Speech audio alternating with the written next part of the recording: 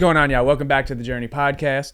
This episode brought to you by Evermore Alkaline Water, joined by cousin Jake. Hello there. We have a very special guest in the building, host of the Locked In Podcast, Ian Bick. Thank you for coming on. Thank you for coming on, brother. Thank you for coming on, brother. It's not every day you get to sit in a room with a felon. Are you a felon? Yeah, I'm a felon. Thank you, guys. Yeah, I'm somehow not intimidated by you, though. I'm the least likely felon you'll ever meet, so. Do you think you could kill...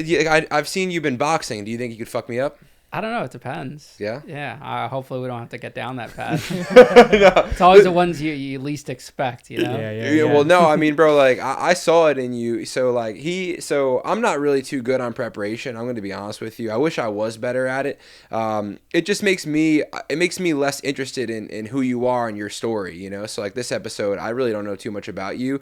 But from, like, the little that I was watching about you, what I picked up is that, there's something in you, man. You got something in you, bro. I just got a lot of passion, but I'm also the same way with interviewing. Like, my brother does the research for guests, and guests, like, want to hop on the phone with me for, like, an hour, and I'm like, no, I don't want to talk to you, and it's nothing rude. It's just I don't like to get to deep into their story until I'm actually in the setting with them. Yeah. So I know, like, the gist of it. Their basic overview and what direction I need to go. Is it an addiction story? Is it a prison story? What will be the focus? But other than that, I don't need the specifics. Yeah, it takes 100%. Away the curiosity. Exactly. And some people are like, do you prepare this and that? And I'm like, no. I'd like to just learn about it, because then it's more organic, because the viewer's learning about it the same way I'm learning about it. Right. So I think that's a lot better. Yeah, because you're learning about it in real time. Exactly. Rather than me sitting there like not learning about it and already knowing and like knowing the answers to their questions, like that's like every CNN interview or whatever news interview. We had that problem when we did Neil. We did Timepiece Trading in Miami. We watched someone else's podcast, who we personally feel like we're better than, but then like we just asked every single question that they asked, because that was just what we saw. Yeah, that was just what we saw. But yeah, man, I don't know shit about you. I mean, if I looked at you, I would have never thought in a million years that you went to prison. I mean, you look like just a really happy, go lucky guy. Now, I understand this is the way to podcast is probably going to your childhood, but I'm immediately interested in, what did you go to prison for? So I got, the gist of it is I got sentenced in 2016 to 3 years in federal prison for wire fraud, money laundering.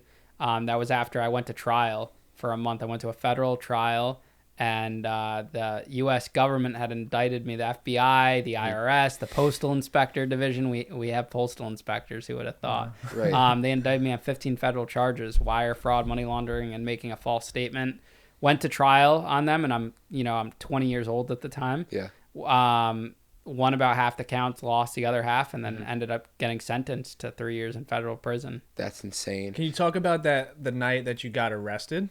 That night, like that, those are one of those nights you'll never forget. I was driving back from Empire City in Yonkers. You guys ever been there? The casino there? No. I have been over there. Yeah, so he likes casinos. I used to play baccarat, and the casinos in Connecticut were 21 plus, and I'm 19 at the time.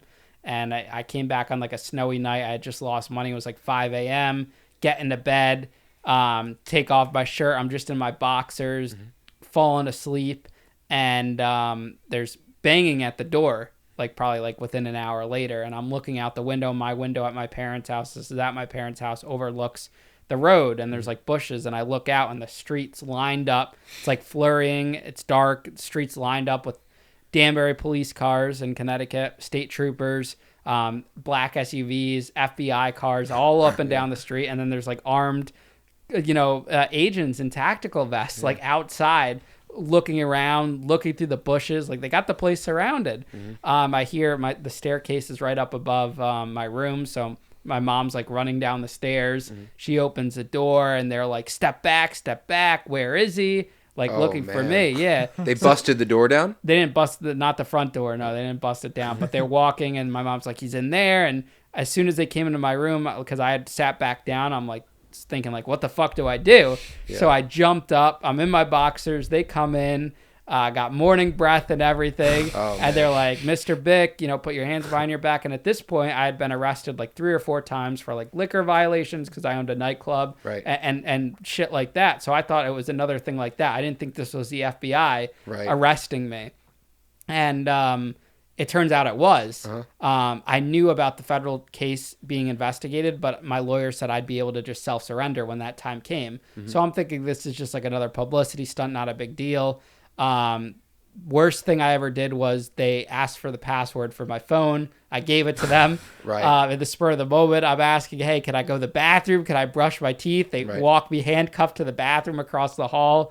I go to the bathroom, brush my teeth real quick, and then they make me put on these stupid cowboy boots. I was in Annie Get Your Gun in high school, and they needed a shoe without laces. So they said either take your laces off or you're putting the cowboy boots on. That's amazing. So I put the cowboy boots on, and I had like some sweatpants and a t-shirt and like a jacket on because it was cold out. It was January 2015, and they walked me out, and I'm like to my parents, call the lawyer. Right. And they don't just put me in the car though; they have me sitting on the side of the road, like on the pavement. They have me sitting, hands cuffed. They're like, "There's someone that's on their way to see you." Like, okay. And they make me wait like 10 minutes for this old detective to get out of his car. It was like a scene of Wolf of Wall Street where you have that antagonist detective. Right. He came. He was the one that started investigating me from the local police department. He came all the way like 15 minutes away just for him to say, we finally got you. You remember me? And then they hauled me away and we went on a trip. It was me and 2 postal inspectors, one with an armed machine gun in the back, bulletproof vest, and the other one in the front. We're just bullshitting on the way in a snowstorm to the courthouse. And it took like 3 hours because they went to the wrong one. A judge wasn't available because they have to coordinate with a judge. Took 3 hours just to get somewhere. Yeah, because it was 45 minutes trip to the Bridgeport courthouse. Okay. But it was snowing, so that took longer. And then they said, "Oh, we have to go to the New Haven one, which is another hour." So with the snow, that added it up. And they brought me to the courthouse, brought me down to holding down below. My lawyer met me like within the hour or two, and I was bonded out a few hours later. It was crazy. Wow. What did they set the bond at? So the bond was $250,000, but in the federal system, you don't pay that. It's not like state court. You don't put any money down. My parents just had to sign paperwork saying that the government would go after like their house or whatnot if I didn't pay that, or if I disappeared, if I ran off. Oh, wow. Okay, so it's free, but if you run off, your parents would be liable for the $250K. Yeah, but I don't know how that even works because it's not like they gave their house like the mortgage paperwork or anything like that. Yeah. But you see these guys with like $5 million, $6 million bonds, like senators and shit. That doesn't really mean anything. Right. And then you did 3 years. Yeah, I ended up doing 3 years. And now without me knowing anything about what you did, did you deserve to do 3 years? So I think I would have got probation had I not pissed off the judge by going out of state to gamble, because I was running a nightclub during this time. And I was booking big acts like the Chainsmokers, Adventure Club, big acts, Yeah. Steve Aoki. And, when you're $500,000 in debt already, you have no cash flow, you have no investors for this nightclub. I was going to the casino to help pay the bills. I mean, there's sometimes like I racked up almost $100,000 electric bill because I took a pile of wood, put it in front of the meter. They couldn't find it to turn it off. When they did actually turn it off the night of a show, I illegally hooked up a generator, rented a generator, put it out there, illegally hooked it up. Whole big ordeal. Every week the fire marshal was coming. We don't lose. We don't lose. Right. No, I'm very persistent. Like, I don't give up. Like, when I'm fixated on something, like, I'd still be running the club to this day, even probably through COVID, if I did not go to prison. That's just like my mentality. And so what I was doing was, it was a whatever it takes, which is a dangerous mentality to have. But I broke a lot of rules. I went out of state to gamble, to fund the club, to cover expenses. I remember I would be in between hands going to the Bank of America to send money to one of the biggest agencies in the world to pay off an artist. I owed the Chainsmokers $30,000 for like 4 months. And I'm like potting off coolers and doing all this crazy shit. So, but that's what differs me from, and I'll call him out, Billy McFarland and stuff, because I paid for all the acts. Like, my reputation is intact with every single act because I always paid every bill. Every bill with every artist. There's not one artist that could say they're owed money because of one of my shows. We always put on a great show. That's why I hate when people compare me to him, because he could not run a successful show. That was all, like, we put on a good show. Did we lose money and we're bad at business? Yes, but we gave the people what they wanted. I've probably been to it was a Connecticut It was, nightclub. it was called Tuxedo Junction. Tuxedo Junction. Yeah, it Okay. was 2004. It was a famous rock club. I started doing teen parties there in high school, and I became the owner when I was 18. Our run was 2013, 2016. Kid Ink, Steve Aoki, Blau, Adventure Club, Chainsmokers. Who were huge at the fucking time. Yeah, this was like when Izu's booming. Yeah. We had Danbury is a great spot because you're an hour and a half, 2 hours from Boston, hour and a half, 2 hours from the city. Right. So you get those acts. If Steve Aoki's playing in New York City, you get him in Danbury, Connecticut, and then he goes and plays Boston. So we had a really good thing. It was a really cool concept. There was a warehouse vibe, no liquor. We would make money selling water bottles for $5 or $6, Gatorade bottles for $5 or $6, Red Bull, things like that. I was just a kid, terrible at business, and I did everything myself. And you thought that, you know, the best way to make money was the casino? At that time, yeah. I mean, like at that point, my reputation was trashed because of like the indictment.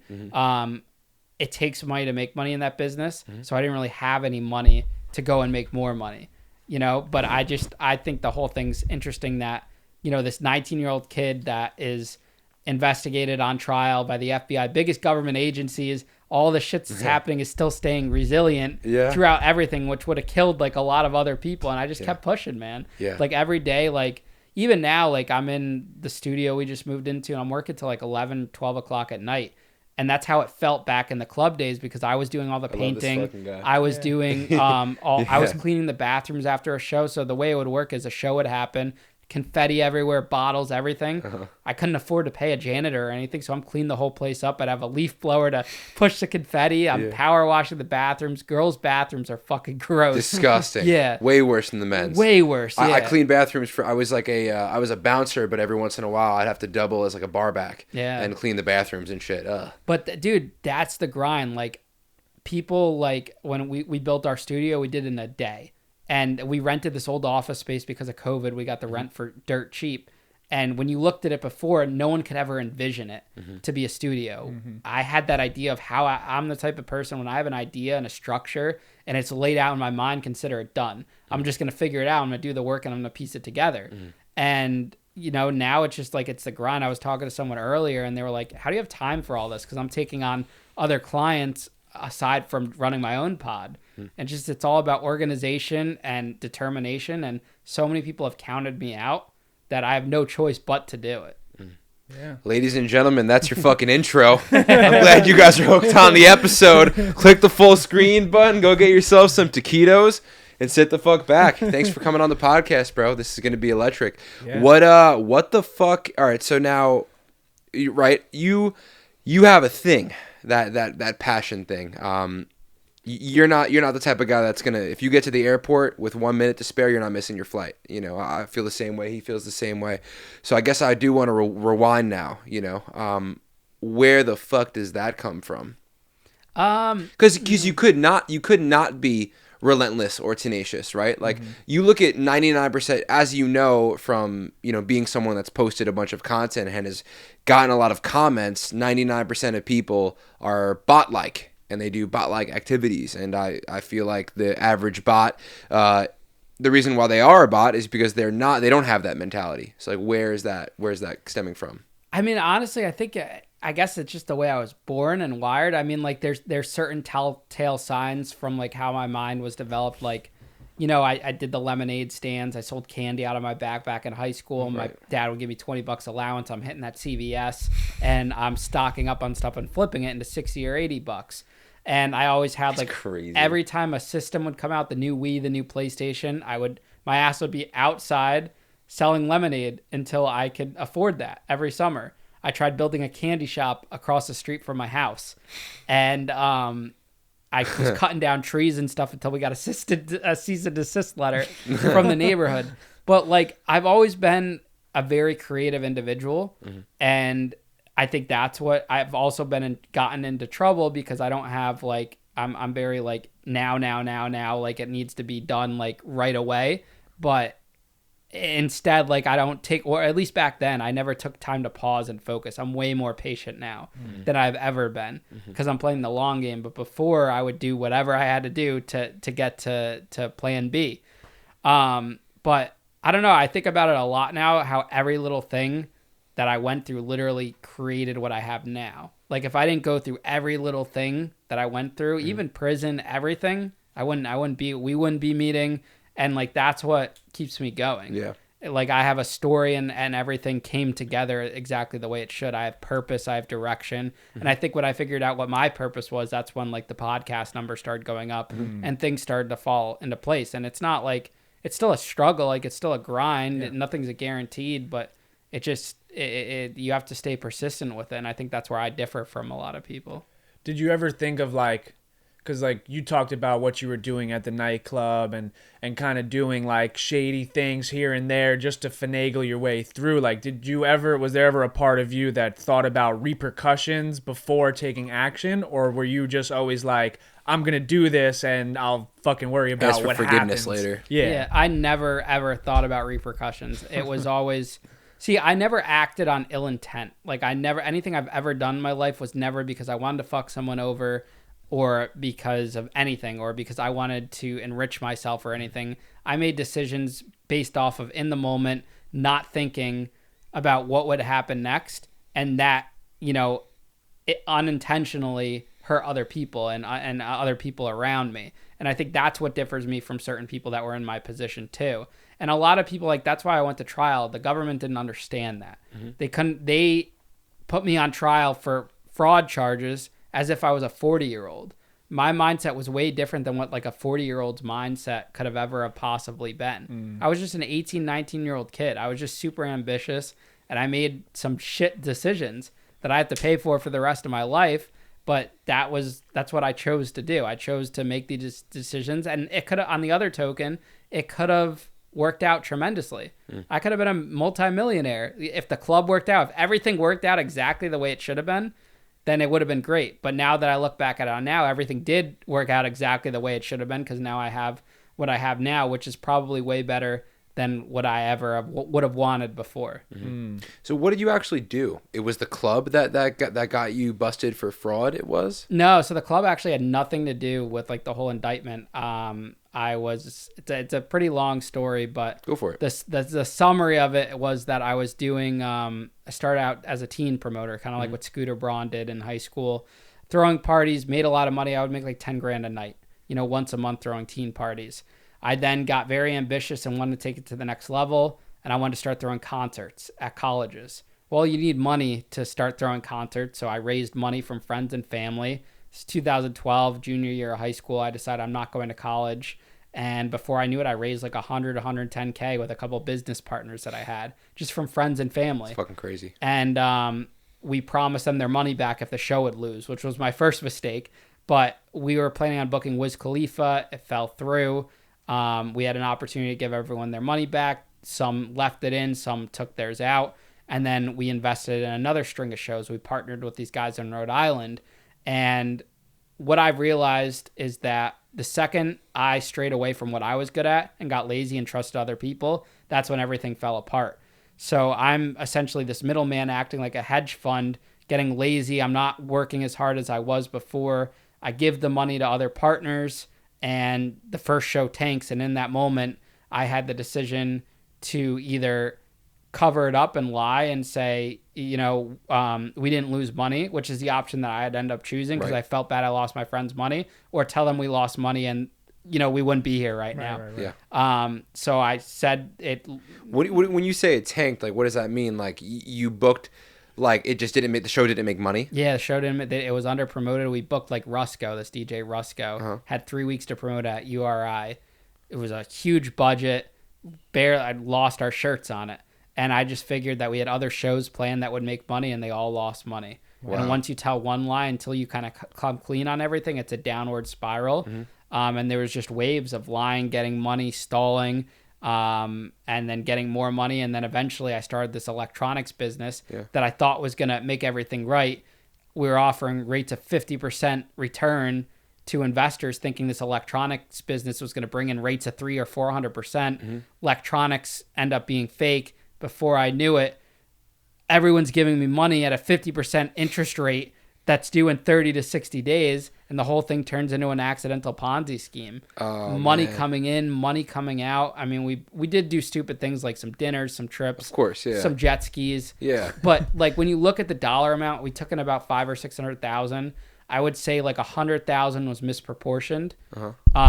Which in my, like what I was looking at, it was like that was my salary back then. Yeah. And then the rest was on dumb investments. I put 200K into my first nightclub. Yeah. I invested in all 300,000 in these concerts. It was a big mess. It was kids with too much money dealing with other kids that had no clue how to do business. Yeah, you did what I did with my credit. I only took out like $3,000 and just didn't pay back my MacBook Pro. You know, you took out 600K and then you fumbled that. You know. Well, what would you say the total is of money? Can you say that? You just said it, right? 500. So like with everything, with interest at that time, I owed like $1.3 million. But then the feds take off all the interest because it's like imaginary money. Yeah. So right now I still owe like $400,000 in restitution. I pay that monthly. Right. I mean, the goal is to get like some type of TV show or big deal where I could just go and say, hey, here's like 300,000 or 250,000. Here you go. You know. And how does that work? Like, it's a monthly? It's a monthly type of thing. Yeah. And what if you don't have the money that month?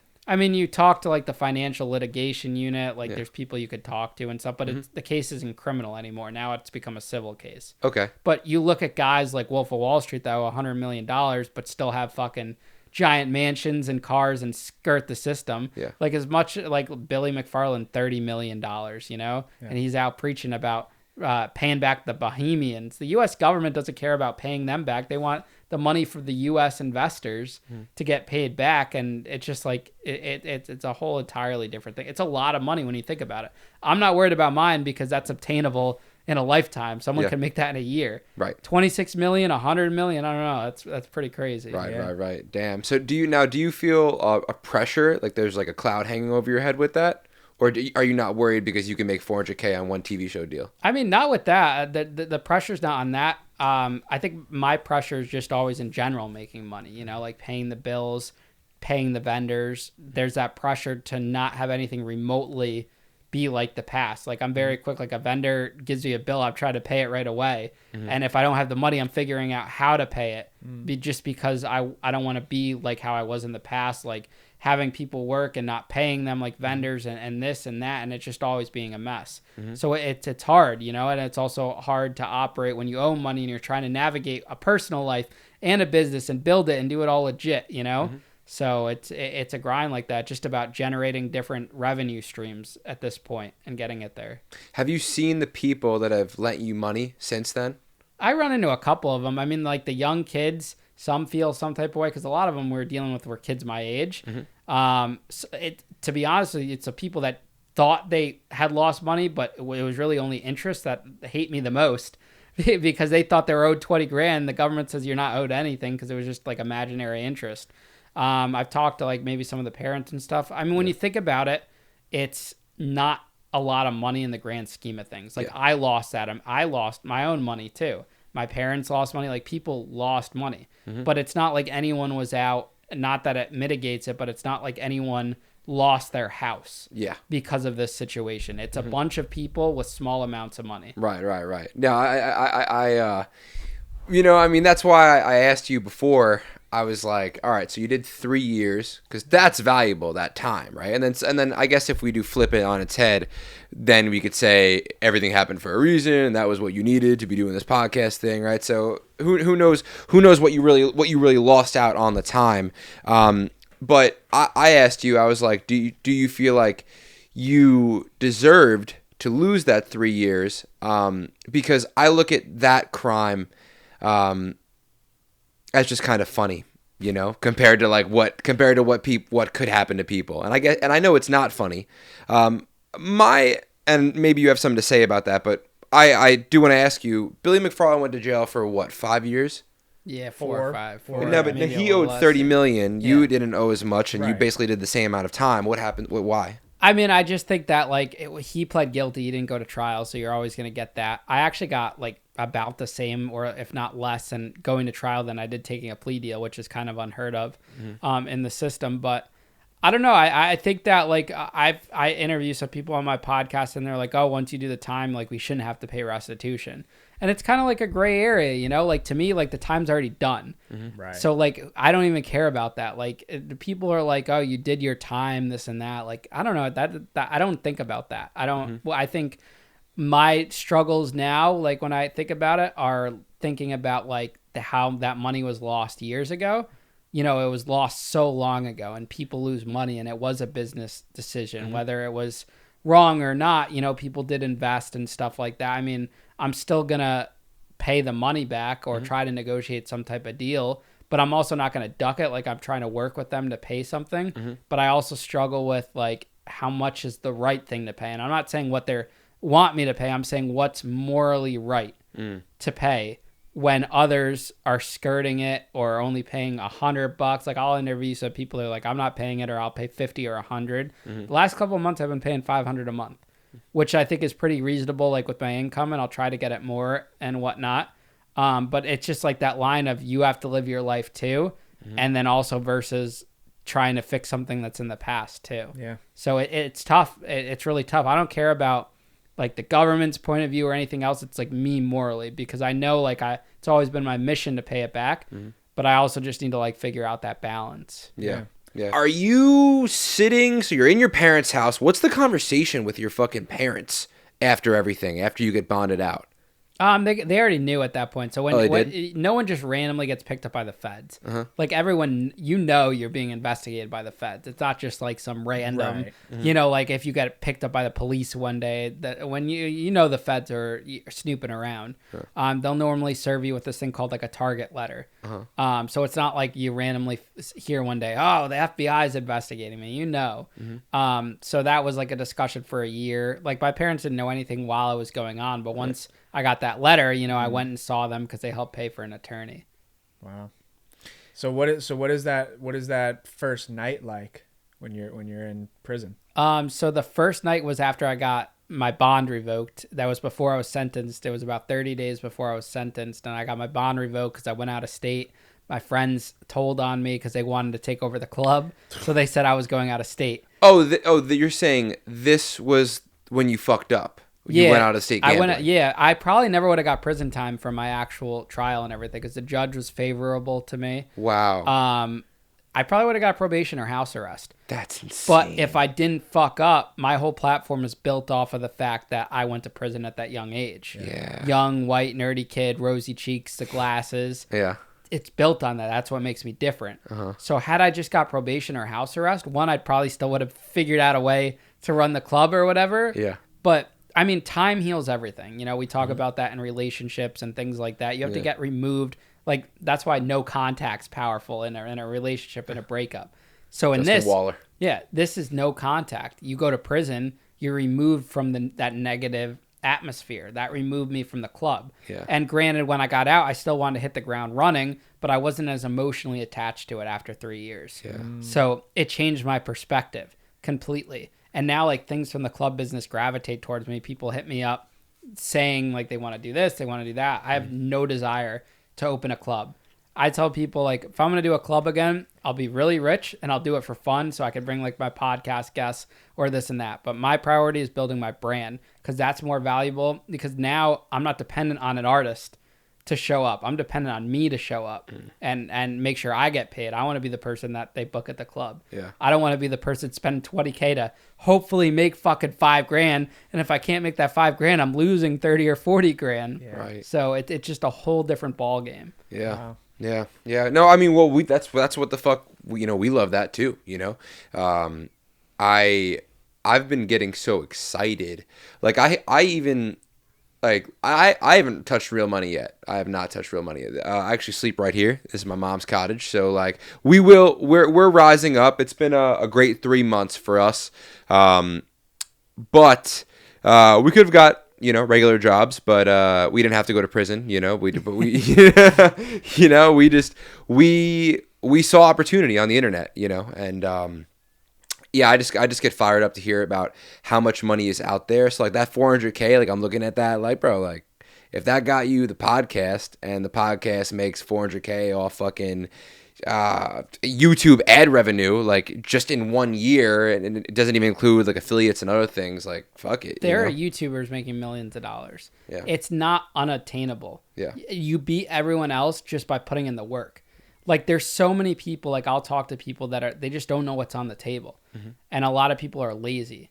And I mean, like you look at some of these influencer girls that are big on TikTok, they promote that life, but they're not making anything. Like and you can have 100,000 followers on Instagram, a nice fucking body, nice tits, nice ass. And if you have no YouTube, no big TikTok, nothing like that, you're not really getting paid much. Maybe a couple brand deals, but it's all an illusion, you know, and that's the problem in today's society because people think that that's what they want to be like. And that's not what it's like. You know, like me, I'm probably more successful in my own way with 30,000 Instagram followers than the girl that has 600,000 that gets more likes than me, but can't hold a conversation with someone or can't get the big advertisers or anything like that. Where's the longevity in that? When she's 20 years older, is she going to have that same pull? No. It's like a totally different thing. That's like the OnlyFans stuff. It's only good for so long. So that's like something to think about too. Yeah. It's a whole different thing out there. All right, so I want to go to trial. I want to go to trial. So is it literally like out of a movie? Like you're sitting there with your lawyer and the prosecution is over there, and then the judge says you're guilty, 3 years. Well, the judge doesn't say you're guilty. Well, they read the jury's verdict. Okay. But this is like it's huge. Courtroom's packed. It's me and my lawyer on one side, my parents behind me, and then the other side, they got all these agents. They're wheeling in files every day. They make it look bigger than it is. Like it's not innocent until proven guilty. It's guilty until proven innocent. They make you look guilty as shit. Going in there, they got that U.S. attorneys. They got the courtroom packed. I testified for a couple of days in my own trial, and whole courtroom, they brought law students in. I would have thought you would have been a hit, you know, Yeah. rosy cheeks, you know, like young guy. The problem is they had my business partner. They gave him immunity, and he went on and said bullshit and this and that. You know, he was my best friend, and you know, he held out until like the end, and then like they gave him a sweet deal, and he took it and saved himself in that situation. But like I don't like I was mad back then, but now like I'm at peace because I'm gonna get everything I've ever wanted because of all that. Yeah. Like once you get through that shit, then they like, so the way I best explain it is like all my dirty laundry is out right now. Like there can't be any scandal that comes up about me that ruins things. Like when an advertiser signs up for me or anyone that wants to deal with me, they Google me. That shit's out there, and it's from fucking 10 years ago. Right. And I've built something so much bigger than what that ever was now. So as long as like no scandal comes out that I'm taking in investors and running a scam, like then what else is gonna happen? Yeah. You know, there's nothing against me. So that's the way I look at it too. Like you get your power back in those situations.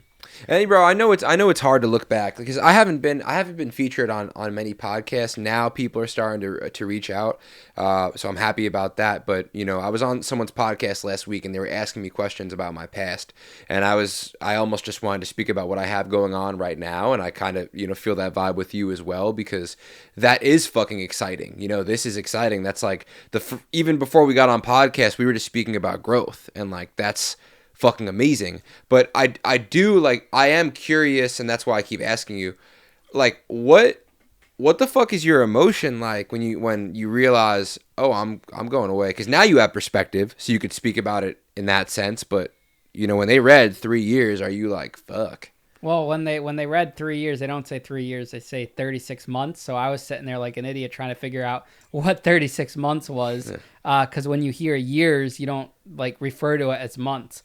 But I just remember like it was when the judges, he does a whole spiel, and he leaves and then he comes back into the chambers like you see in TV and the movies and whatnot. And he reads this whole thing. And I was just like dazed out after he said like 3 years in prison. And I, at that, recognized what that was, and everything else was like a blur. Like I had to look back on the paperwork to see what my conditions of supervised release were, which is what he was reading after. And then they haul you away in handcuffs, and you're brought back. At that point, I was already in custody for a month, so that I was just going back to where I came from. What was your parents' reaction when My that mom was happened? crying during the court room, which was definitely hard. She was bawling when the judge read the sentence. Yeah. And now, so when do you go? So like, how does that work? Like, when do you go to federal prison? Like, do you do time at another jail first and then they bring you somewhere else? Like, I know like there's certain jails where like you can't stay for longer than a year. How does that work? Do you go somewhere and then they send you somewhere else? So I was at a private detention center in Rhode Island that was like federal and state holding and ICE holding. That's like a private facility. And then as soon as I got sentenced, like 2 weeks after, they moved me into BOP, Bureau of Prisons custody, and they transported me on a bus to Brooklyn, where I was at the MDC, Metropolitan Detention Center in Brooklyn. Is that a hard-nosed jail? Pretty much. It's like the opposite of where like there was MCC in Manhattan where what's his name killed himself, Jeffrey Epstein. Okay. Where El Chapo was. It's like a tower building. Okay. You're in the tower. You're in cells. It's kind of like that 60 days in setting. You're in a unit. You're locked in your cell throughout the day. You can come out for like rec and different times during the day. That's what I thought my whole prison experience would be like. But then it all changed when I got to the low security prison, which was Fort Dix in New Jersey. And that shit's like a fucking college campus. I'm looking around like there's no way this is prison. Really? Yeah, it's unbelievable. Like in a good way. It's like a college campus. Yeah, so it's an old army barracks, Fort Dix. Fort Dix is probably one of the best and the largest low security prisons in the United States for federal inmates. And there's two sides. Each side has 2,500 inmates. The buildings are old barracks. They're 3 stories high. There's like a pool room below, a little gym area, workout area, a mail area, a TV room. Each TV, you use a radio to transmit like with your headphones to get the TV. And there's like 3 or 4 TVs. There'll be like a Spanish one, a news one, a sports one, and a movie one. On the weekends, the prison will play movies that are still in theaters, which is kind of cool too. Yeah. So that part's cool. There's 2 bathrooms on every floor. There's 1 or 2 bathrooms. There's a staircase on each side of the building. There's 1 officer per 400 inmates. So like when the officer's walking up one staircase, everyone's walking down the other staircase with the contraband phones and all that kind of stuff. The rooms are 12-man rooms, no locks on the doors. You're free to roam around. And they're bunk beds, 6 bunk beds in the room, 1 table, window, no AC, hot as a motherfucker. Yeah. During the summer. And when you're on the top, I was always on the top bunk, but they're pretty comfortable. They weren't like, they had springs in the thing. It was comfortable, no pillows. You have to like get a contraband pillow made for you. That's amazing. You're not wearing jumpsuits. You're wearing that's kind of bullshit. No pillows, right? I know. You're wearing khaki pants, khaki button down, uncomfortable boots that you have to wear like during the day when you're moving to buildings or during visits. Otherwise, you can wear the shorts. You could buy shorts. You could buy sneakers. Commissary is like going to your local grocery store, except for the fresh meats. Everything you buy, MP3 player, you could buy soda. You could get a nice ice cream, a Ben & Jerry's.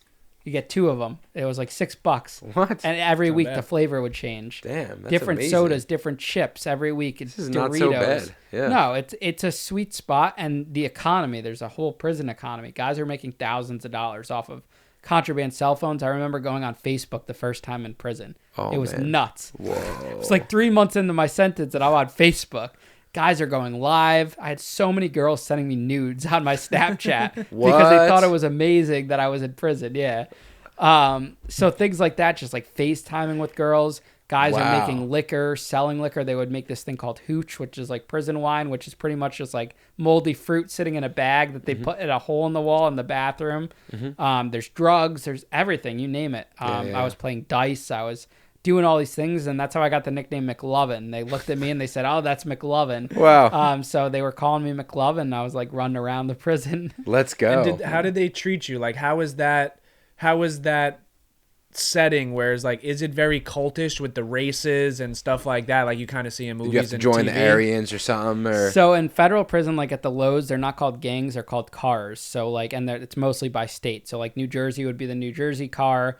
You have like the Connecticut car or the New England car. New York car is the biggest car in this prison. You have the DC car. There are cars. I knew nothing about this going in. I also didn't know this. There was this thing called paperwork where you have to show paperwork, your sentencing transcript or your sentencing minutes to show that you're not a snitch, not a sex offender, didn't rat on anyone, you're clean, you're good.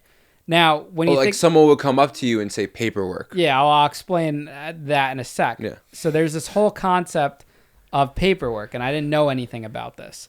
And I remember I went to the Chow Hall. We called it the Chow Hall, which is like an open gymnasium kind of with like the tables that we'd see in high school, like with the folded tables and the seats and whatnot that are attached to it. And at the federal prison, it was a nice area. They had a salad bar. They had like tomatoes, onions. They had like 1 or 2 types of dressing. It wasn't that bad. They had like puddings, jellos. Wow. And then a main line. So I got my food, got my tray, got a nice milk. I'm excited because this is a way better than the detention centers I was at in transit.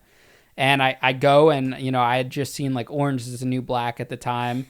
Before that, watched a little Prison Break. So I didn't know too much about like prison politics or anything. And at the detention centers, everyone's awaiting trial or fighting their case. So no one's on paperwork time. No one's doing any of that. I didn't know that Fort Dix, the prison I was at, was one of the largest places for sex offenders. So I end up going and sitting at this table of all white guys. I just assumed because I was white, this is where I need to sit. And I go and I sit down. And everyone stops eating at the table. And one of the guys like looks up at me and I'm just sitting there eating and I'm not really paying anything by it. I'm very like awkward and just like whatever. I'm very out of place in this. My face is turning red. And everyone's just looking at me. And the guy like, he looks up, he's like, hey, you. And I look around and I realize that he's talking to me. And then I'm like, yeah, I stop eating. He's like, you're not allowed to sit there.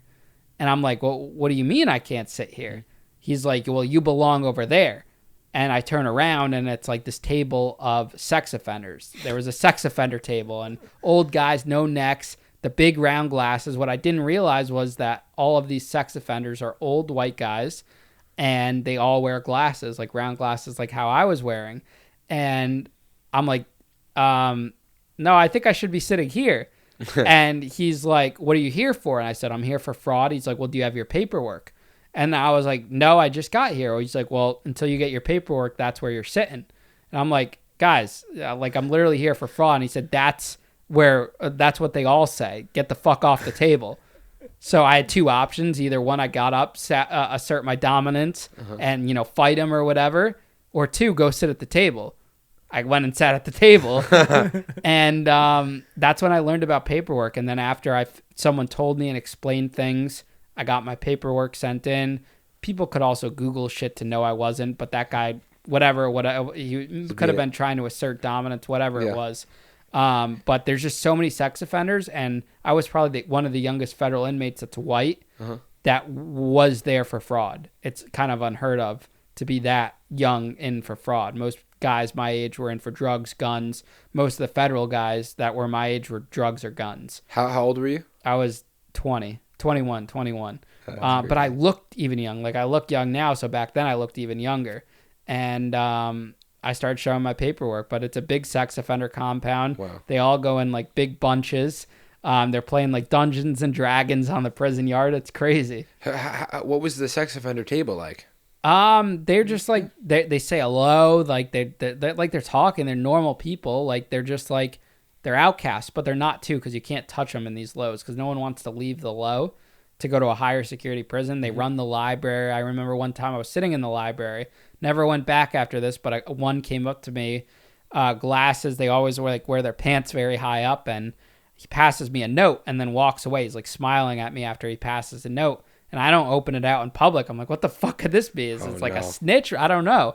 So I go to the bathroom and I read it. And the guy was like, I'm here for sex crimes. Are you here for sex crimes? And this whole thing. And he's like, do you want to meet me at 3 p.m. at the yard after count or whatever? Yeah. So I threw that shit back down the toilet. It never went back in there. Is there a lot of gay stuff that goes on? I mean, you hear about it. I never personally saw it, but there's guys that like in Longest Yard that are like the cross dressers or stuff. There's guys that do the whole gay for the stay thing. There's always like the toughest guys that are having sex with another man, and no one says anything to them because they're the toughest guys. Shit happens. And then you hear about, the sad stories where like a guy will get like a pole shoved up his ass, like down the hallway or anything like that type of stuff happens too. But it wasn't happening in the lows, you're saying, because people don't want to go up to more security prisons. It's more controlled. Like you'd hear some stories of like a guy getting lock and socked, where they put a lock in a sock and whack you. You know, maybe a stabbing, but that it's got to be severe because normally there's politics. You'll go to the other person's car or gang, you'll sort through it. At worst, it's like a beat up. There was a big operation, a sting. The FBI had undercover informants working in the prison yard because the sex offenders had a ring. They call these individuals chomos, for child molesters, and they were running a ring off of SD cards on a contraband iPad. They were selling kiddie porn to other inmates out of the prison library. FBI found out about it. Guys. Yeah, these are heavy hitters in like the child ring, and the FBI swooped in, locked down the campus. They had the dogs, the tactical team, and everything. Wow. And they hauled them out of there. Jeez. Jesus. Now, did you? Now, yeah, right. I mean, oh my God. I mean, so wow, fuck. I mean, okay. So I had a friend before he went to prison, good-looking kid from Long Island, you know, and ends up I forgot what he did. I think he robbed someone. I think that was what he did, right? But long story short, I found out that he had 2 years, and I saw him, you know, a year before he found out that he was going to prison. You know, good looking, normal. And the next year I saw him, he was bald. He put on like 150 pounds. He looked disgusting. He looked gross. He had like pimples and shit. I'm like, bro, what happened to you? He's like, bro, I've just been taking a bunch of steroids and just getting ready for, you know, just getting ready for prison. You know, I don't want to get fucked. Were you at all nervous because you are like a little white kid that you were like shit was gonna happen to you, and like did you take any preventative measures so that things didn't happen to you? No, I mean, I was always just myself. I lost weight. I was like 280 going into prison. I was very chubby, not really put together. I lost the weight and got fit in prison, and got into fitness and weightlifting and whatnot from prison. Yeah. But I mean, a lot of that, like those types of stories and stuff you hear about the higher security prisons. I mean, I was at a low, and then I went to a camp after where I was in Wisconsin. But things like that, you know, like it's not like what you see on TV whatsoever. So what was the craziest thing that you saw or happened to you? Or like, did you ever fear for your life ever? Was there any instances that like you had to like defend yourself? I had guys try to extort me in Fort Dix. And actually this clip went viral. No Jumper picked it up because I said blatantly that I paid for protection in prison. And, you know, when you're like this nerdy white guy with the cheeks and stuff, everyone thought that's hilarious. Yeah. Because most people think that I never even went to prison. And I was just moving around too much. I was trying, because I'm an entrepreneur and stuff, I was trying to get involved in the gambling, the cell phone smuggling, anything I could get my hands on. And these guys, you know, from DC, which are notorious for like preying on white guys and like, you know, the gay stuff and this and that, they took they saw me and they pulled me in the bathroom one day, like grabbed my shirt, put me up against the wall, like smacked me in the face. My glasses went flying off, and they were like, listen, you know, we want you to start putting money on our books weekly, and you're going to get a cell phone for yourself, and you're going to pay us to protect you with that cell phone. So that was like their list of demands. And, you know, I'm like, what the fuck am I going to do? Yeah. And I wasn't going to call home and say, hey, that would have worried my dad even more than when he was already worried. Yeah. And so what I do was I just start befriending some of like the biggest, you know, black guys in the building that were like in the New York car, which was one of the biggest cars. And I just started giving them commissary and became friendly with them, playing cards and whatnot, like $50-$60 a week. And the other guys backed off and couldn't get involved because it looked like they would have been impeding on those other guys' hustle, because they thought that those guys were hustling me. Wow. When really I was just giving them commissary and trying to be friendly with them. So personality goes a long way. Yeah. But that's how I got out of that bullet. And those guys ended up getting set up. Someone planted a phone on their bed because they were causing too much ruckus. And they got them out of there. Fuck, man. Do you have do you speak to anyone still from prison? Like, did you end up making good friends, like, with anyone? Because obviously you spend so much time together. Yeah, you have a lot of people that you get friendly with because you're spending so much time. I mean, what's the saying? Like, you spend X amount of hours with someone, you consider them a friend. Yeah. So I have a bunkmate that just came home after like 10 years. He's in touch with me. Going to my friend's wedding, who I was at the camp with this weekend in Ohio. Some of these guys have already been on my podcast. I've had nice. One guy that I was at the camp with, a couple more in the works. So everyone, they think it's cool what I'm doing because they've lived that. So they watch the content, they understand it. People reach out, some people bad intentions, some people good intentions. But people never really forget. They like to see someone win. When you're in a setting where everyone's losing, like for someone to come out and do things. And out of all the people I was in prison with that I knew, everyone's been out and has been good and hasn't been getting into any trouble. Oh, I didn't see you there. It's your cousin Jake. I hope you guys are enjoying this episode. I just wanted to give a huge shout out to our favorite sponsor, our first sponsor, and the best sponsor, and more than a sponsor, family. I've drank a lot of water in my life, and this is by far my most favorite water I've ever drank. And your boy's a former Division I athlete, so that says a little something. You can find this online, evermore.com. They got a store locator. It's probably in a store near you. I'm telling you guys, it's absolutely delicious. If you guys tag the Journey Podcast on Instagram, take a picture that you actually got one of these in your supermarket, we'll send you a free case and maybe even a little extra money on top of that. Much love from the Journey Podcast. Keep enjoying the episode. I'm sure it's a banger. So I was saying, obviously I was in Miami, and like that was my mission. I think everyone in life needs a fucking mission, especially men. Like Jordan Peterson, like we're like arrows. Like we need something to fucking aim at. You know what I'm saying? So, a little bit about me. I played football a majority of my life. That was like a 10-year thing that I fucking did, and it gave me purpose, and I never had any type of like mental health. Like I was not the guy that speaks about mental health. I didn't, I thought it was fake my entire life.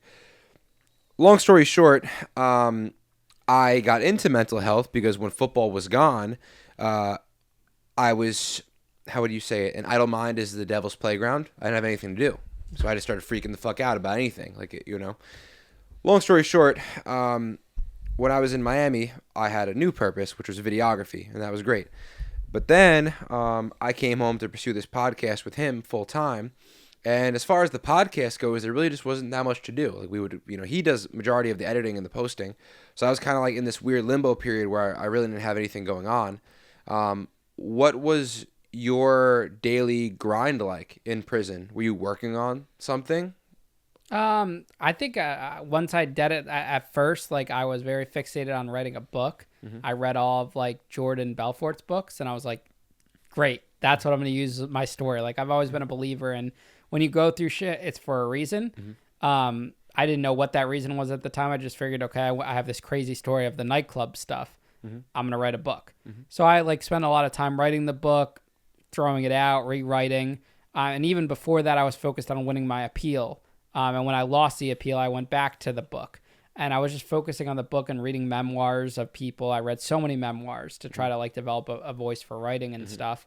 And then eventually when I got bored of that, I shifted to fitness and I just started running. I ran a lot. I did a lot of fitness running because I wanted to be, physically strong when I got out and have like a new body and a new look. So those are kind of, I think, the three things that kept me going. And then also, planning my comeback. I had all these business plans for like real estate, for a nightclub, everything mapped out on paper. I even still have the notes, like they're sitting in my office now, all my plans. And I was also a big reader aside from the memoirs because I spent a lot of time in solitary in the SHU for various different reasons. And I would find quotes and write those down from these books. And at one point I was reading like a book a day.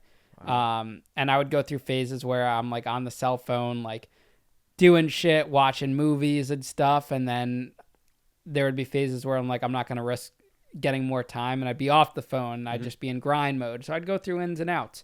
When I got to the camp is when I actually really had a routine, like got up at a reasonable time, ran, worked out, did my own thing, worked, figured shit out. And then just did that over and over again.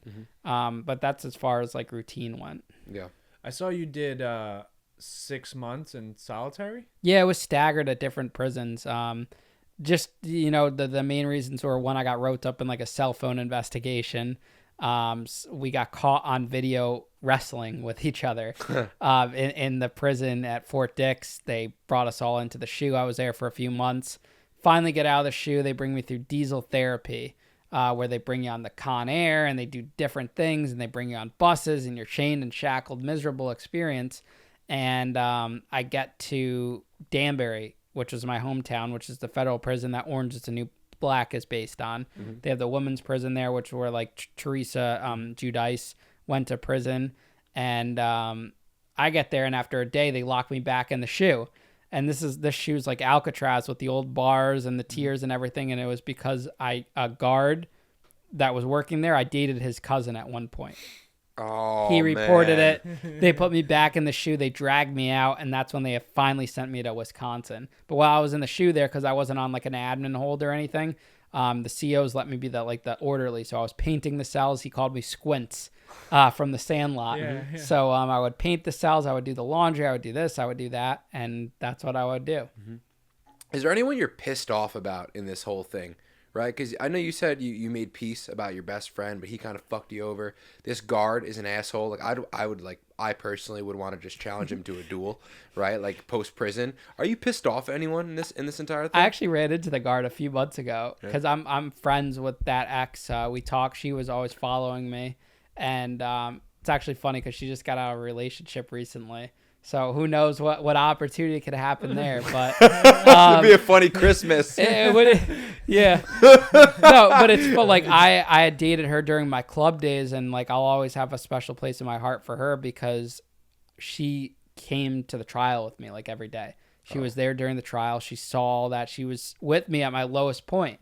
She slept in my parents' house. We were like sleeping on a mattress on the floor in my room or whatever, and I chose the club over her. And then she ended up finding the guy that she would be with that she thought she was going to marry the next 8 years. And now he's off with someone else. She's in a great mental space.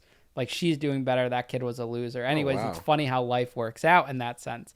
But I ran into her cousin a few months ago, and he was drunk at the bar, and he came up to me. He's like, he didn't know how to approach me, but he knew, like, he had seen I'd made videos about him, not anything negative, never using names, just telling the story. And how could I hate that when that just gave me another crazy story? How could I hate anyone that put me in that position at the time? But now if I hate that, that's almost saying like I hate what I'm doing now. I don't have any energy to give hate towards that. I think if I'm going to be angry at anyone, it's like the prosecutors. If I have any reason, because they don't let it go. They did the HBO Max documentary, and they're still bitter for whatever reason. What do you mean documentary? I did a documentary for HBO Max. It's not on HBO Max anymore because they merged with Discover. But there was a whole documentary, and they made me sound like Bernie Madoff years later. Really? Yeah. It was just, it's crazy. But that's just how it goes, But I still don't hate them. Yeah. Because they're a great character. Like they called the prosecutor the Silver Fox. Okay. Like this is going to be an amazing movie one day, and everyone's going to look back on it and just laugh and whatnot. Like, how can you, like, I can't hate, I can't hold any of that negative energy. Right. If I woke up every day, like you hear people, like I see videos on TikTok, my whole TikTok For You page is like motivational shit like that. And you see people like girls talk about how like they hate their ex or they hate this or they hate that. There's just so much more out there to direct your energy into. Like if something happens, it sucks in the morning, but you can rebound from it so quickly if you just see what else is out there. Yeah. Which is why I like your guys' stuff, because it's like it's real and it's raw and it's honest, and it just it gets that, That's a message we need to be sending to people. So I'm very interested, right? There's going to be a movie about this someday, right? I know that you don't do. You're a very calculated guy. What if I'm a Hollywood? Who invests into movies? Production companies. Why? What are you gonna do in this life that makes me want to create your movie? I just think for so long before, I was focused on the club as the story of the movie. And when you look at other documentaries like Fyre Fest and you look at Anna Delvey and stuff, what's the one thing missing from all those? There's no ending.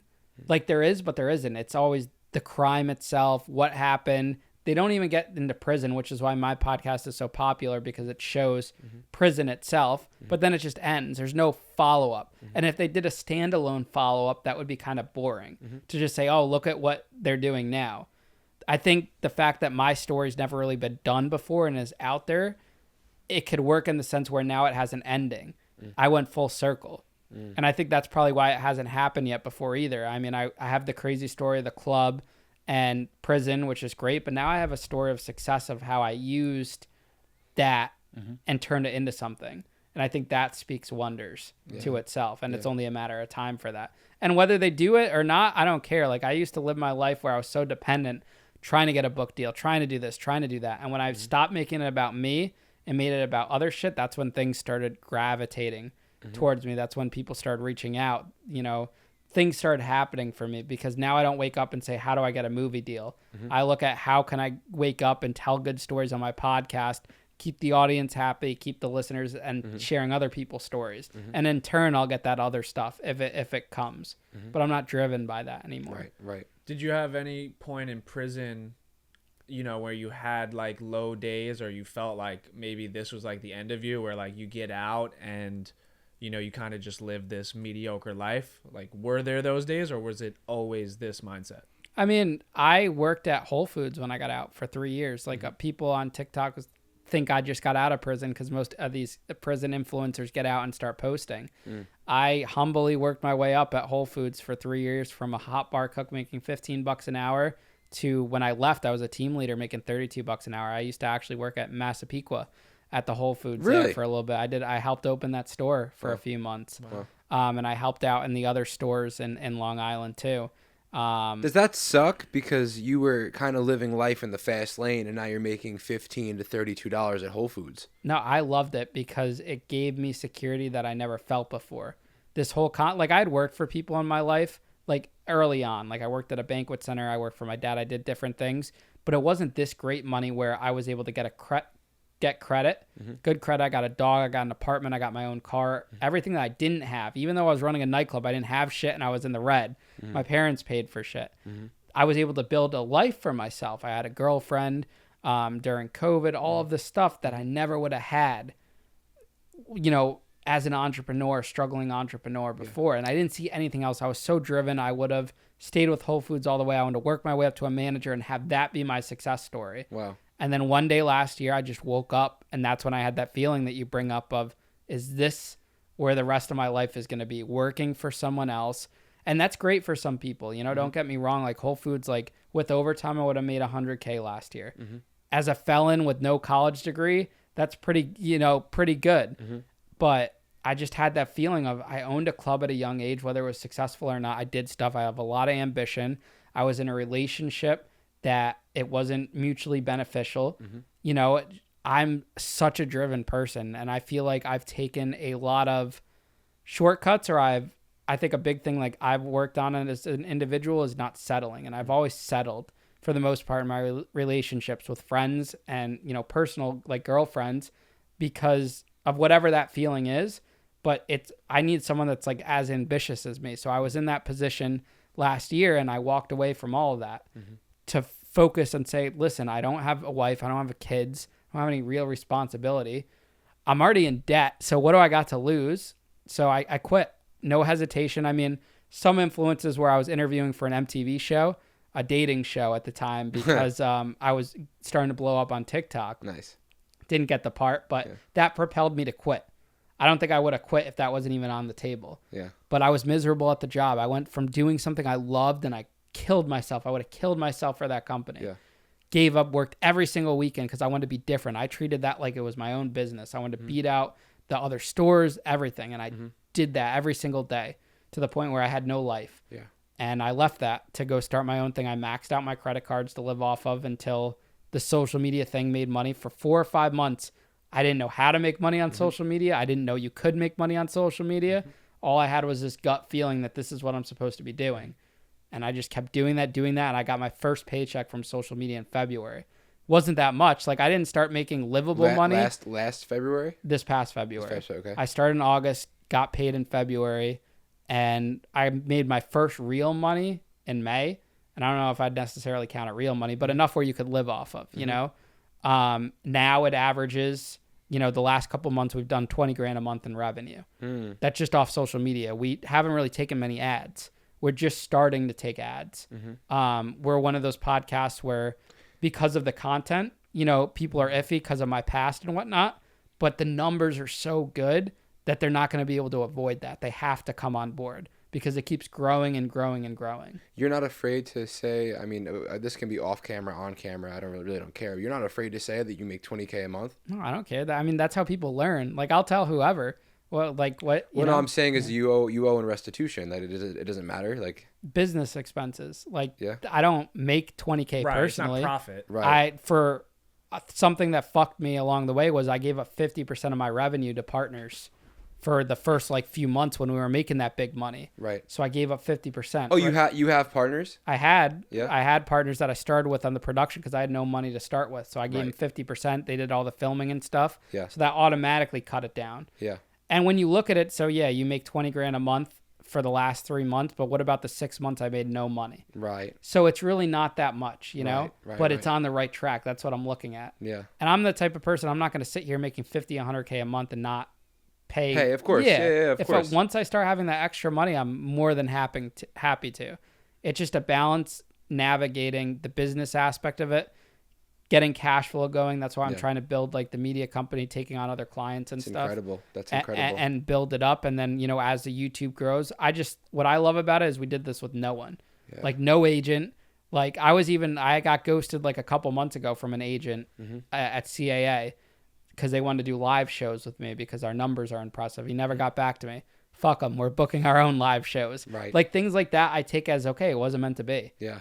Now I got a new business partner who's Chevy Chase's manager, road manager. He got me Chevy. We got Brandon Novak coming on the pod. Fire. Yeah, he's coming on. We got he's opening doors like that. He's the connector. Damn, you're lit, bro. I'm trying, you know. You're lit. I'm understanding now of like the fake it till you make it stuff. Like that stuff's important. How we were talking earlier about those like clout pictures, the Instagram stuff, whatever. People look at that. Yeah. So now I'm just presenting myself with the right people. It's all about looks. Like a couple of weeks ago, if you met me, I never would have been khakis, white shoes, and a nice shirt. But now, like, it's part of the thing, you know. Like I used to just show up in like gym shorts and whatnot. Right. But now I'm on a certain trajectory, and I'm just trying to navigate it. And we just moved in our own studio space and whatnot. So now it's just figuring out how to optimize and get it to the next level. Wow. I'm extremely impressed, bro. You've done all this research on your own because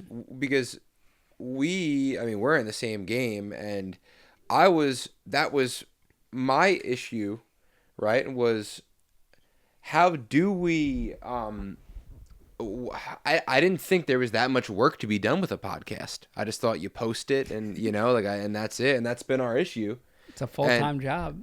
But how did you get there? How did you get to that place? Like, what did are you just doing research on? Because you said no one helped you. You're just doing research on the internet, on YouTube. I mean, I do for the most part. Aside from my film guy, I'm booking the guests. Yeah. I book the guests. I screen the guests. I coordinate their travel. Yeah. When I was first starting the podcast, I was driving Uber myself in my spare time, and I was picking up guests. I would drive to New York, pick them up at the airport if I needed them to fly in. Yeah. Pick them up, drive them back, record, and then drive them all the way back. Wow. And I would do that as many times as I had to, and I also saw what everyone else was doing. Yeah. So what is the one thing people have such a hard time staying consistent with one podcast a week? Right. So I went to 2 and I want to go to 3. My goal is to get to 3.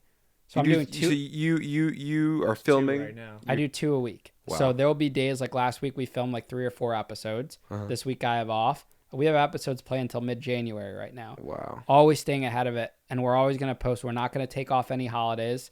Thanksgiving's a Thursday. We post Thursdays and Sundays. We don't take a day off. Wow. Consistency, the algorithms reward. I'd say YouTube the most. That's how we've been able to build up. And I always like my old partners. They were like, there would be an episode that maybe did like 7,000 or 6,000, like the first 24 hours as opposed to 10,000. They're like, oh, that was a shitty episode. And I'm like, no, it wasn't, because look where we were in January. Our first episode, it took 24 hours to get like 700 views. Wow. So now we're at the point where we're shooting for 10,000 views in 24 hours. Wow. How could I hate on that? How could I be negative on that? Because just in January, we went from 3,000 subscribers to 155,000 in October. Wow. Not many people have been able to pull that off on YouTube. Yeah. So that's what I run with, you know, and it's up and down. It's part of the game. I used to, when I first started, read all the comments and get discouraged, Yeah. watch the views and whatever. But now I know, like yesterday I posted a TikTok. You know, I used to be upset if it didn't hit 1,000 like the first 20 minutes. Yeah. This one was slow going. Then I woke up and it was at like 20 or 30,000. Right. It's part of it. You can't, you know, you can't let it get to you. You got to keep going. And I think that's what hurts a lot of people when they're starting out too. You got to stay consistent even through the lows. Yep. Yeah. Now, obviously, your podcast is guest based for people that have done time in prison, jail, whatever. How are you finding these guests? Like where? How are you just finding these random people that committed a crime in Arkansas and fucking flying That's a good him question. to New York? Yeah. Like, where do you what are you looking at? So when I first started the podcast, because I had already built a personal brand on TikTok for prison stuff, I got friendly with all the prison TikTokers, and they start doing retreats. the whole prison community. Yeah, so I booked those people's first because what I realized was, because I went through this too, I was getting burnt out from making my own content, telling my own story. And I knew there was no longevity in telling my story for years to come. Like, how often could I tell the same story? Right. So I thought, what could be mutually beneficial for these individuals? You get them to come out and you give them clips of the show in a different setting, and it's going to make them look good, and I can bite off of their followers and use their followers and platforms. These are people with way bigger platforms than me. So that's how I started. Then over time, people just started reaching out because they realized, like, I'm comfortable with them and they're comfortable with me. Now we have a form on our website where people apply to fill out to be a guest. There's like 150 names on that right now.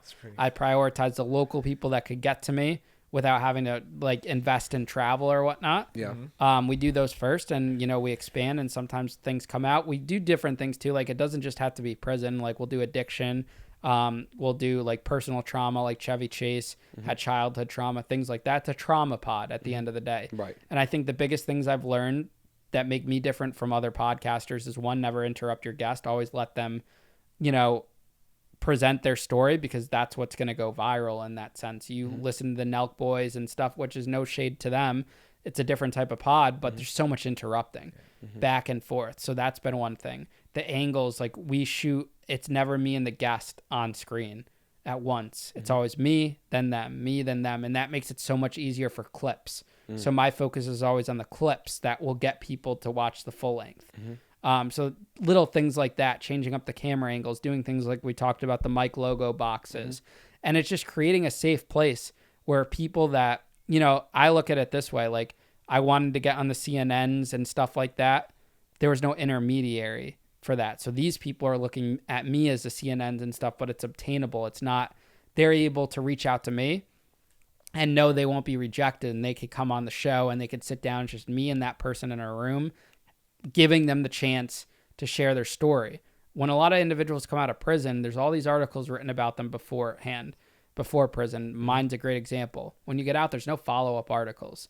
No one's saying what they're doing now. They're not correcting it. These people now have a voice that's bigger than their local newspaper. They come on the show, 150,000 people will listen to it, plus whatever clips go viral from it. Like, that's really cool. What you've done is so genius, bro, because it's I mean, it's so genius for so many different ways, but I could just imagine, right? Like, Justin Bieber goes to prison, comes out, you're the fucking, there you go. You own that media. We're own it. We're the people now that are putting the guests on. So, like, I'd imagine that some of my guests, that some of these stories go viral, will start getting on bigger pods because people will see them. Yeah. Right. I don't want to be the podcast that bites off of everyone else's guests. You know, I want to be the podcast. And sometimes, don't get me wrong, you have to do that when you're starting out and you have to get out there. But I want to be the podcast that could take someone that no one knows, and give them a platform. Because I think that makes it so much more valuable. Because when you go and search their name on YouTube, that's the only video posting coming up. Right. Not fucking 6 where they're all, you know. But then how do you vet things. these people, right? Like, what are you looking for in a guest? Because the worst thing that can happen is, like, the person sitting in that chair isn't interesting. So, I mean, I think with my genre, it for the most part, as long as the person is not totally uncomfortable and shy, which eventually they'll open up to, they have interesting stuff because it's prison. Like there's always something catchy that could come out from it when you're dealing with prison or addiction. Most of these people that are boring don't even necessarily like want to come on the show because they're shy or want to explain their thing. Right. Vetting wise though, like if they say they went to prison, I just double check that they actually were in prison. But in regards to did the person stab someone in prison, there's no way to verify that. You got to give people a chance. My view on it is I give people a chance to share their story, and if they want to lie about it, that's on them, and the audience will decipher that. The audience is very quick to call people out, which I think is great. Yeah. So I'm just a journalist. I present the case. I'm not coming on saying this person did this. I'm just giving them the opportunity to share their story. Have you had on sex offenders? No, but I want one. Yeah. Yeah, I think that would be great. What was that one where a lot of people were like, well, the school shooter? Yeah, so He had a school shooter on, and people were like saying, like, why would you even give this guy a platform, right? So John's an interesting case because he's going viral right now on TikTok. He went to prison for 20 years or got out after 17.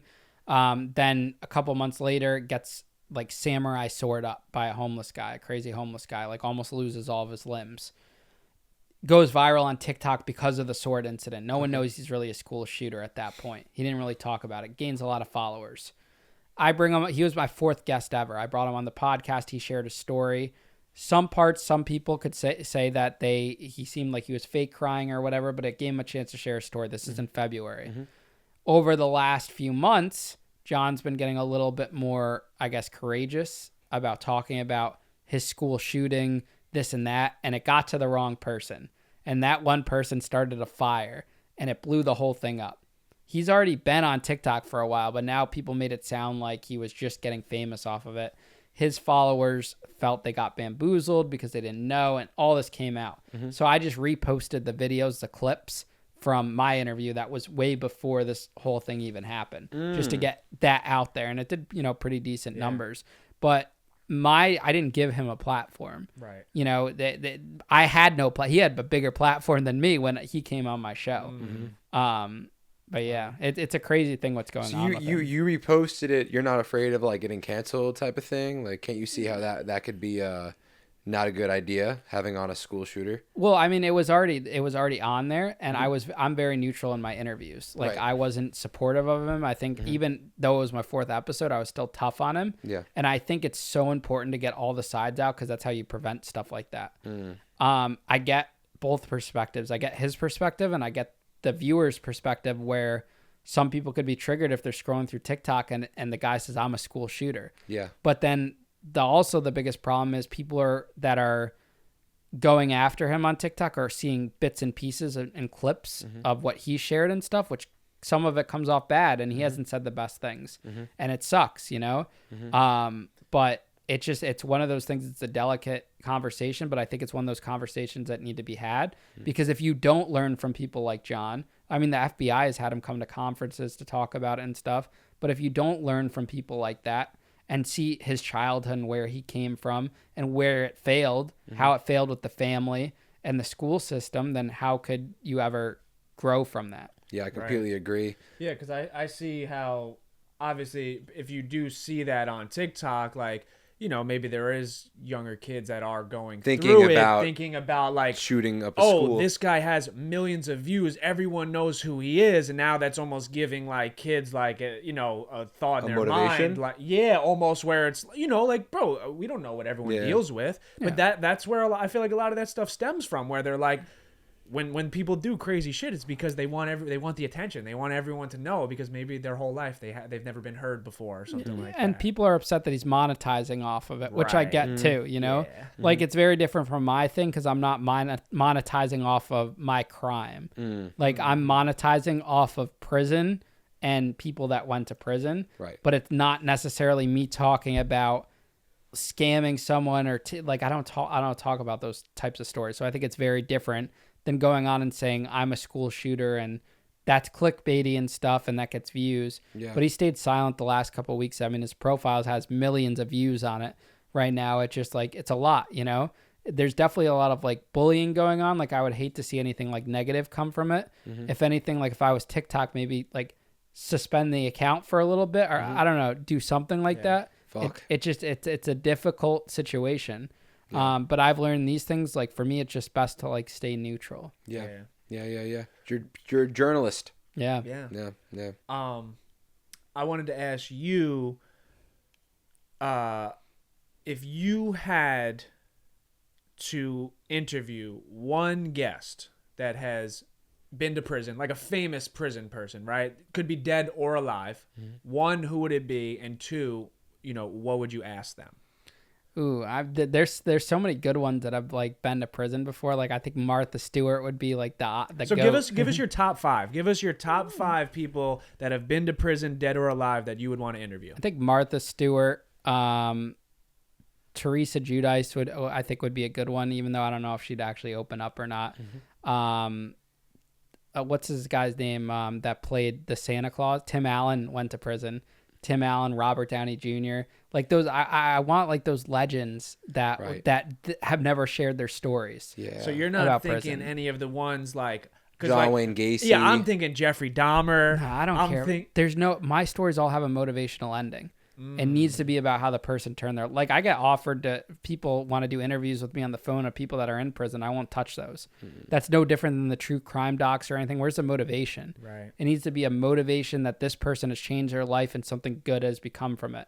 Not someone sitting in a jail cell for the rest of their life.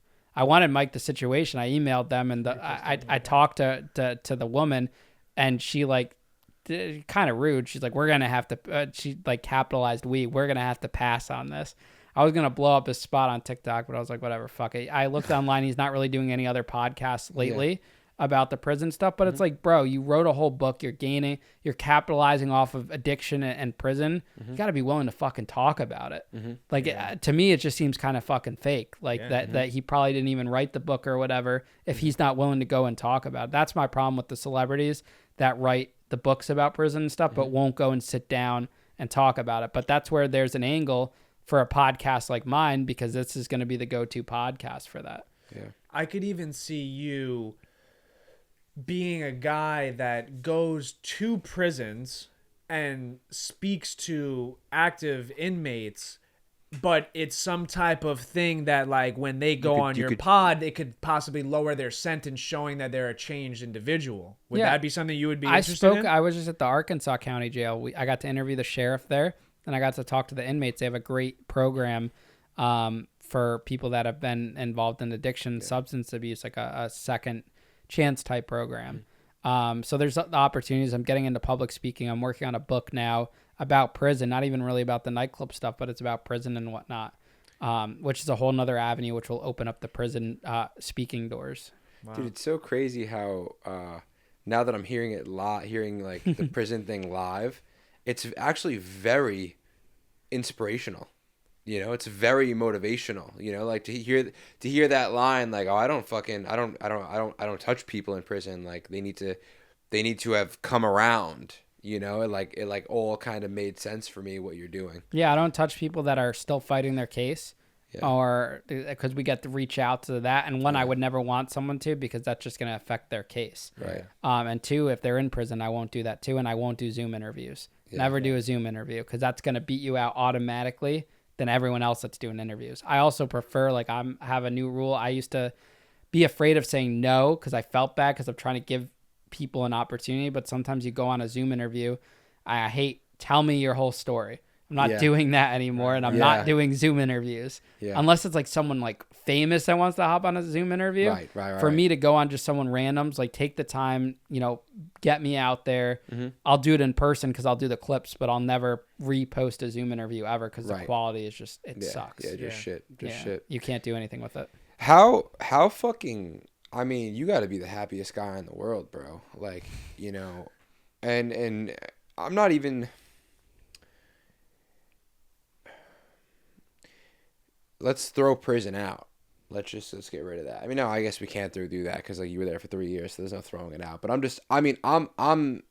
even though I don't have anything, I know what I'm going to have, and I love what the fuck I do, and I can't even imagine my life without this podcast and social media. I guess like, bro, like how happy are you from going to prison, then getting out, thinking Whole Foods was it? Like you literally thought Whole Foods was it. You're gonna be a fucking manager at Whole Foods, and now like you're speaking about my camera just died, but look at Zach or look at you or something. Now you're speaking about like essentially having the world's biggest post-prison platform ever with an inspirational message. Are you fucking fired up about that? I mean, it's and you're gonna make mad bread. You just did $20K a month the past 4 months. I want to fucking hold you hostage and ask you questions after the episode. Dude, you know? it's up and down, man. Like, I think happiness, like something I've struggled with, like I've always tied my happiness to an object or a thing or a person. Mm-hmm. And I've always gotten myself into trouble with that emotionally because I depend on that object or thing so much. So now I've gotten the object part out of my life. Now it's more like I'll go in phases. Like I was just with someone like for the past 6 months, and she brought me a lot of happiness and joy, and we're two polar opposite people, but I enjoyed that comfort, and she brought me peace. And she has like a very avoidant behavior and whatever, and you could get into the psychology of that and this and that, and like that brought me down a lot. But I'm grateful that I have something to pour my energy into, because then I just work harder. Like with me, pain is my biggest motivator. Pain, like if something bad happens, like I have unlimited motivation right now because of the shit I went through, because of prison, every heartbreak, every person that said no, any breakup. Like now I'm even more motivated. Like since me and her ended, haven't talked to her in a month, yada, yada. I've been grinding in the studio 11, 12 o'clock at night. I'm closing deals to bring other podcasters on, doing things, that where I was giving up my Friday or Saturday before. And to me, I find if you take her out of it and take the situation out of it, I'm happy on my own, being alone, just doing that, because that's what brings me joy. And so for me, it's just navigating, not attaching my happiness to someone, and instead focusing that happiness on myself and bringing joy, like the little things. Like I went to Alaska to give a talk a few weeks ago, and there was like a peace in sitting in a restaurant alone, just sitting at the bar and looking around and just enjoying a meal by myself. And I was alone for so long in prison, but I was unhappy. Now I'm like alone and grinding, and like there's girls and this and that. I could do whatever, but that doesn't really bring the happiness. So I'm just directing that energy into my business, and I think I'll reach a level of happiness when I grow it to the point that I want to be at. And I'm satisfied with it. And it's an ongoing thing. We all have bad days. We all have dark days. You got to keep going. The Journey Podcast. Yeah, I think we bring it home with that. My bad, bro. My bad we didn't ask you more, because we could always do a part 2 in the future. Whatever you guys want. Because, bro, we can get here. Like, we can go into all of purpose and inspiration and motivation. It's just we do it every fucking goddamn episode. You gotta switch it up, man. No, at least you guys got some good prison stuff, I mean that. Yeah, exactly. I think I had one other question that I was thinking about. Okay. Just what was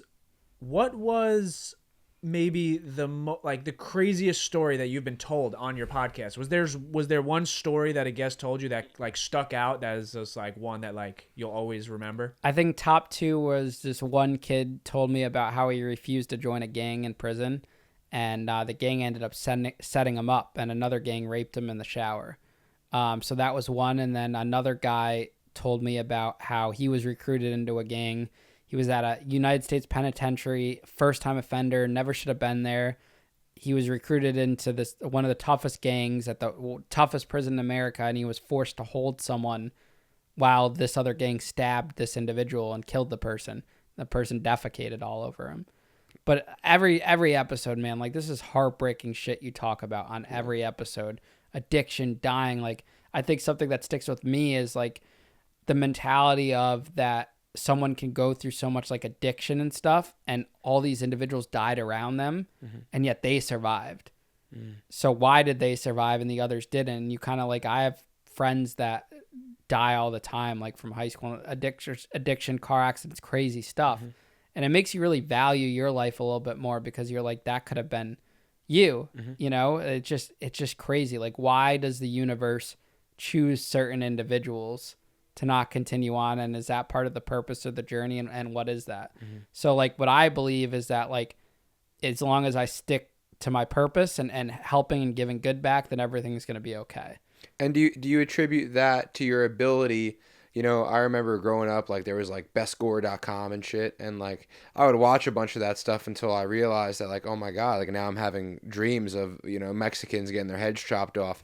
You know, you theoretically are doing that on podcasts. You want to do it 3 times a week. If people have those crazy of stories, you're consistently hearing about trauma. You said my podcast isn't a prison podcast, it's a trauma podcast. How are you armoring your heart and your mind to be able to not